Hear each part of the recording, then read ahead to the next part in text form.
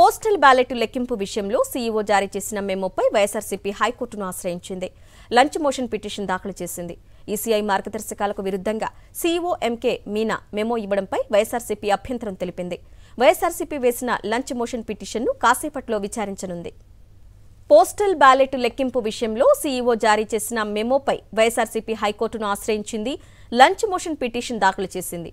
ECI మార్గదర్శకాలకు విరుద్ధంగా CEO MK Meena memo ఇవ్వడంపై వైఎస్ఆర్సీపీ అభ్యంతరం తెలిపింది.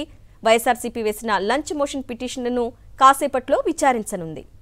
మరిన్ని వివరాలు మా ప్రతినిధి అశోక్ అందిస్తారు. అశోక్, పోస్టల్ బ్యాలెట్ పై వైఎస్ఆర్ కాంగ్రెస్ పార్టీ న్యాయ పోరాటం చేపట్టింది.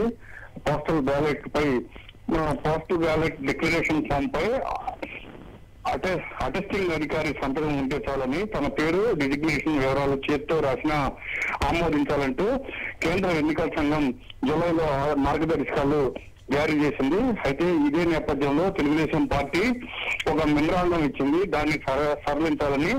దీంతో రాష్ట్ర ఎన్నికల అధికారి పోస్టల్ బ్యాలెట్ డిక్లరేషన్ ఫామ్ పై అటెస్టింగ్ అధికారి సంతకం ఉంటే చాలని తన పేరు డిజిగ్నేషన్ చేతితో రాయకపోయినా ఆ ఓటును ఆమోదించాలని 27వ తేదీన రాష్ట్ర ఎన్నికల ప్రధాన అధికారి ఒక మెమో జారీ చేశారు. 2 మెమోలు. దీన్ని సవాల్ చేస్తూ వైఎస్ఆర్ కాంగ్రెస్ పార్టీ హైకోర్టులో లంచ్ మోషన్ పిటిషన్ దాఖలు చేసింది. ఇందులో ఖచ్చితంగా తెలుగుదేశం కూటమితో పాటు ఇతర ఏవైతే రాజకీయ పక్షాలు ఉన్నాయో ఈ రాష్ట్ర ఎన్నికల కమిషన్ అధికారి ఇచ్చిన ఆ మెమో పట్ల ఆందోళన వ్యక్తం చేస్తున్నారు. దీనిపైన పూర్తి స్థాయిలో ఇది కనుక అమలైతే శాంతి భద్రత సమస్య తలెత్తుతుందని కూడా ఆ పిటిషన్ లో పేర్కోవడం జరిగింది. లంచ్ మోషన్ పిటిషన్ కి అనుమతించింది.